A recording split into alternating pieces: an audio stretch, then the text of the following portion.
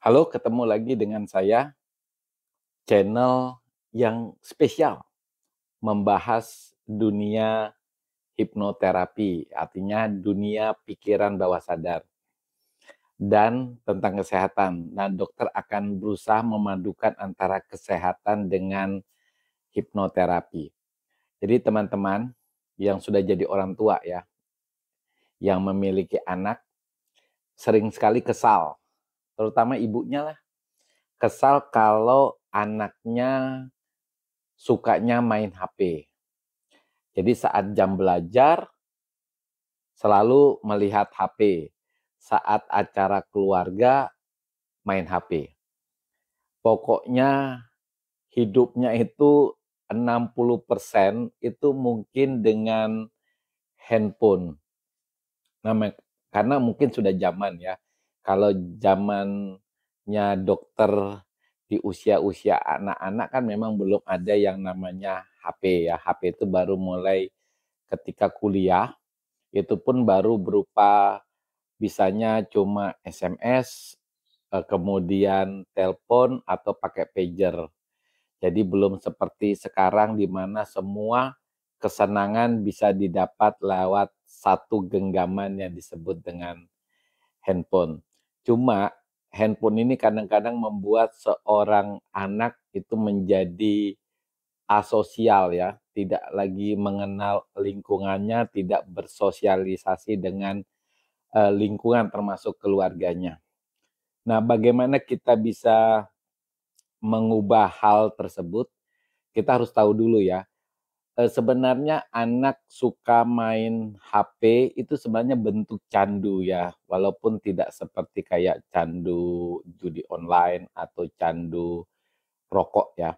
Nah, tetapi yang namanya kesukaan yang luar biasa atau candu sampai membuat dia lupa dengan lingkungannya, berarti kita berbicara soal pikiran bawah sadar seseorang. Sebenarnya candu atau kesukaan yang berlebihan itu terletak di pikiran bawah sadar atau terletak di otak kanan kita.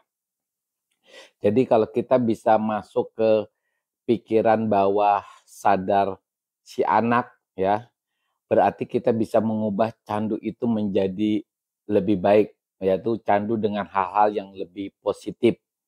Nah, bagaimana kita bisa menembus pikiran bawah sadar si anak? Apakah bisa dengan hipnoterapi? Bisa ya, tapi kan rata-rata teman-teman itu tidak tahu atau tidak bisa melakukan hipnotis. Walaupun tidak bisa melakukan, tapi teman-teman bisa kok untuk membuat seorang anak untuk bisa mengubah kebiasaan candunya menjadi hal yang lebih baik, yang menjadi hal yang positif.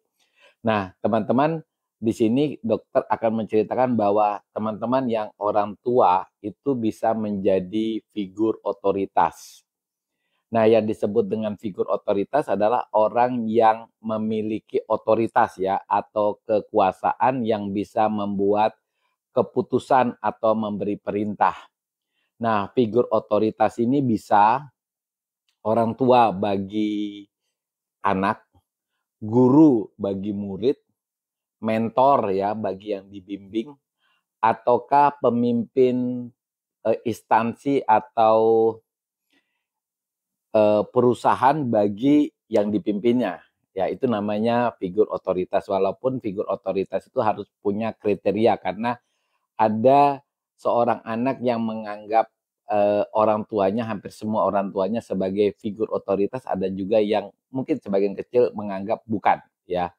Nah, kalau anak itu menganggap orang tuanya sebagai figur otoritas, berarti kita bisa menembus pikiran bawah sadar si anak walaupun tanpa hipnotis.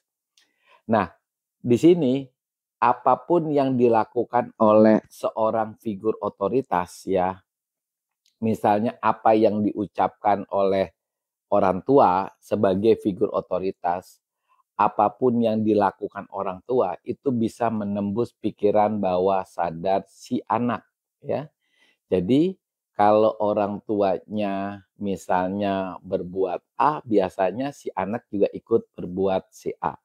Nah, teman-teman pernah enggak seorang penggemar sinetron atau penggemar seorang artis, dia akan melakukan apapun semirip-miripnya dengan artis. Ketika dia menjadi penggemar, dari potongan rambutnya, suaranya, tingkah lakunya, itu bisa ditiru 100% oleh penggemarnya. Karena apa? Karena si artis itu adalah figur otoritas bagi si penggemarnya. Nah, begitu juga dengan orang tua. Orang tua itu adalah figur otoritas bagi anak-anaknya. Sehingga ketika kita ingin mengubah anak menjadi sosok yang sosialnya tinggi, yang sedikit-dikit tidak main HP, berarti si orang tua juga harus memperlihatkan hal yang sama. Oke, jadi caranya seperti ini ketika rekan-rekan yang memiliki anak berada di ruang tamu, perlihatkan sedikit mungkin memakai handphone, ya. Sedikit sebanyak mungkin untuk bergaul atau berbicara dengan anak tanpa berkomunikasi dengan handphone, supaya di mata anak, bapaknya juga atau ibunya itu ternyata tidak selalu memakai handphone.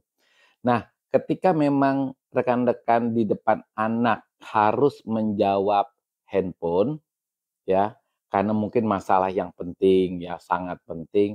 Nah, ketika habis menerima, ceritakan kepada si anak bahwa bapak atau ibu menerima telepon karena hal yang sangat penting. Misalnya ini ada berita dari pasien, ini ada berita dari kantor karena ada teman papa yang sakit gitu-gitu. Jadi cerita sehingga si anak menangkapnya bahwa papanya menerima telepon bukan karena iseng yang mengabaikan si anak. Karena apa yang dilakukan oleh orang tua itu akan di-copy pasta kepada si anak, dan anak itu biasanya memang meniru 100% apa yang dilakukan oleh bapaknya atau ibunya. Begitu juga dengan guru, ya, guru di sekolah kan pasti juga menjadi figur otoritas bagi murid-muridnya, sehingga ketika guru mengajar sedapat mungkin untuk tidak menelpon di depan kelas. Kalaupun di depan kelas, terima telepon karena hal yang penting, guru juga harus mengungkapkan alasannya kenapa harus menerima telepon kepada murid-muridnya. Demi kepentingan apa? Supaya alasan yang sangat penting itu diketahui oleh si murid, sehingga persepsi si murid juga positif buat si guru, dan itu akan mempengaruhi sikap dari anaknya.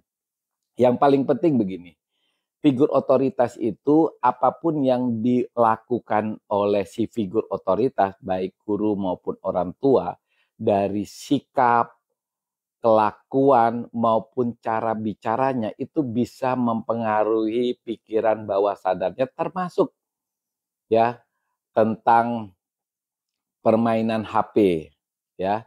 Jadi kalau kita mau membuat anak kita menjadi orang yang baik dalam arti tidak selalu memegang HP, sederhana, lakukan aja apa yang kita inginkan dilakukan oleh anak, kita lakukan, terutama ketika kita berada di depan anak tersebut, ya.